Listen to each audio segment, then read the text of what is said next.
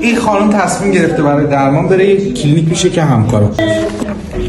این عکس رو گرفته، اون عکس رو گرفته، نگاه این امارای شونه رو گرفته، دوباره شونه رو امارای گرفته، دوباره کمر رو امارای گرفته، دوباره کمر رو امارای گرفته، هم تو فاصله یه ماه.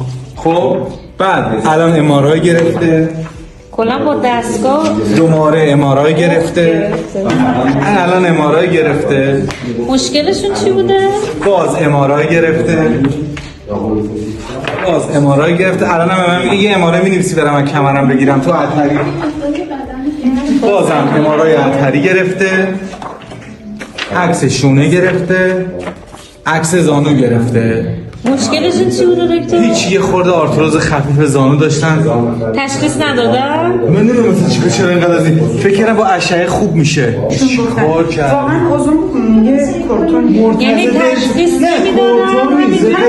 حال زانو مخابون. خب یه آرتروز خفیف بوده. ببین الان شدید شده یا نه؟ نه خانم نمیخواد تو رو قرآن. نه، این بعد به ما هم نگفته، بعد اینجا گفته عکس گرفته. نمیخواد خانم نمیخواسته به خدا قسم. ببین شما شنیدی میگن بازیگر ممنوع تصویره، شما ممنوع عکسی ازش. شما هر جا رفتی بگو یه دکتر داره ممنوع عکس هم می‌زنه.